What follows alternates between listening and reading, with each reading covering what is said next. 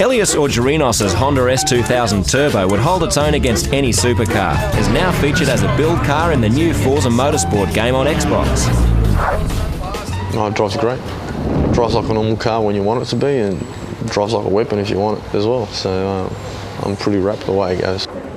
I know there's a few S2000s out there, but how many are the turbo? I actually considered supercharging it originally, and then I waited and found a turbo, because I thought turbo would probably work better with the car. The car was built by Alex Michalski from Plasma Man Racing, and it's definitely one of the sweetest S2s on the road. Motor's basically pretty much dead stock, to tell you the truth. The head, apart from valve springs and a bit of a clean up of the ports, is dead stock. And as Elias has done in real life, in Forza Motorsport you can buy upgrades and build an exact replica of Elias's car to within a kilowatt. First up is the turbo upgrade with a Garrett 700 roller bearing turbo.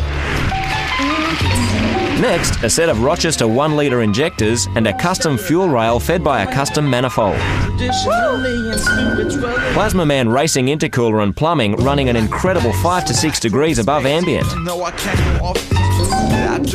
K&N air filter with 4-inch snout and custom 3-inch exhaust with dual 2.5-inch out the rear. And with all this power increase, we asked Elias about his brake upgrade. I realised that I was struggling to stop. and gone into some hairy moments where I just couldn't stop quick enough. I had those same AP racing brakes on my Holden Ute, which I know stops really well, so we fitted them on. Next, a complete Airwalker body kit, including front bumper and side skirts. And a set of very rare Leon Hardrat Kloster racing wheels from Japan. Elias saw no need to change the interior, so he's kept it basically stock. I feel as if we can raise a bit more power now. I don't think nothing will come near it down the straight because the car is capable of nearly 300 kilometres an hour if he's got the gearing right. I just want it to look good and to perform. So game becomes reality at our Oran Park test day. The Carrera 4 Turbo was the first supercar to battle it out. Despite all-wheel drive and a better start, the power of this S2000 is phenomenal. Elias walked away with some pretty serious bragging rights. I think I got him by bonnet probably. Next up, we threw in one of Maranello's finest. It looked good for the Honda until second gear let go. You had a problem there with the gearbox? Yeah, I had a problem all day so far. The gearbox just keeps slipping out of second gear. So it's gone from jumping out of second and not going into second at all? I can't get it in, just jump straight out. I can't even hold it in. This car's built for more than straight line speed, and it really showed on the circuit, with Elias putting in some quick laps in the 54s on Oran Park's short circuit, despite a non-existent second gear.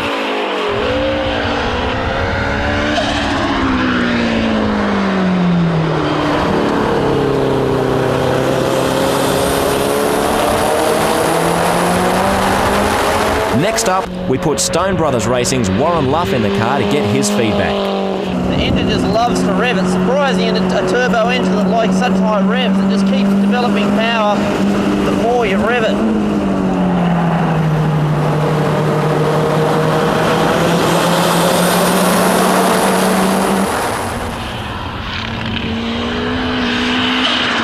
With a great time of 53.1, still without second gear, we knew the Honda was quick around the circuit, but still had one more challenge for it. Production car champion and rotary legend Rick Shaw brought along his track-tuned Mazda RX-8 and was ready to battle. Rick's not taking it too serious, checking his tyre pressures. Rick doesn't take this serious at all. Rick Shaw's one of the first tuners in Australia to offer modified parts for the RX-8. Well, after buying the RX-8, in its standard form from Mazda with the factory body kit on it, drove the car around for a little while, looked at it and thought there's some simple modifications we can do here to make it just that little bit better. Opening up the exhaust was the first option, and not only does it breathe better, it actually sounds like a rotary. Add a set of variable rate springs, front and rear sway bars, ROH 3-piece wheels, AP racing brakes, and a piggyback computer with complete remapping, and you've got a vast improvement over the standard car. Although not a massive power-up conversion, Rick's 21-year history of racing rotaries means he knows how to take a good car and get the best out of it. These cars have incredibly good balance, and we've retained that with the suspension mods we've done, but because the car is more positive and actually does handle better, it steers more directly, I believe that this car will be quicker than the turbo car on lap by lap. Battle time, and Rick's out to prove his car is fast, really pushing hard. but Warren has the tight line looking very strong and closing under brakes.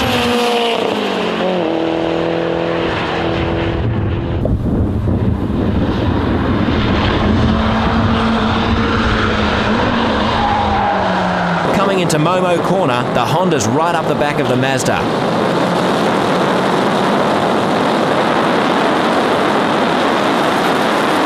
And easily passed as the turbo comes back on boost in third. But the Mazda isn't done as Rick goes very late and very hard under brakes. A bit of wheel spin from the Honda keeps the RX-8 in the hunt. The Honda's a little sideways out of turn 3, but keeps driving hard and it's away.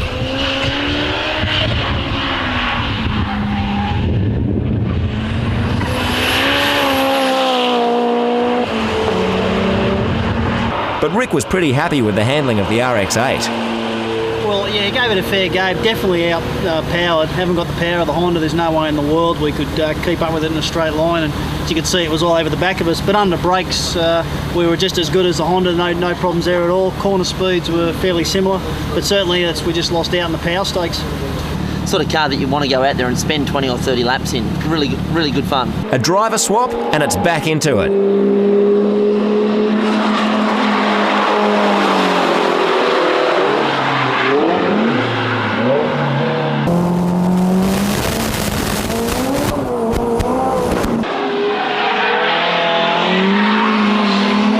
Rick has fun with the extra power, using a drifting style. He's very sideways and screaming away from the Mazda.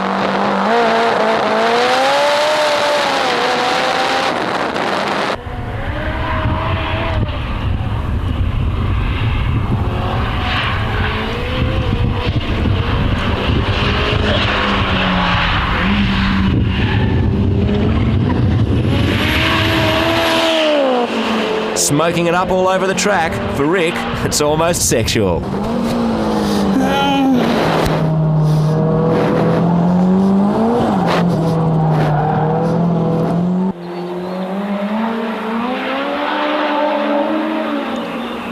got to be very smooth, and when it comes on so strongly. It's got all the power in one hit, and it just wants to power oversteer and slide down the track. It's fantastic. It's got heaps of power. Fun car to drive? Absolutely. Funnest thing I've driven in a long time.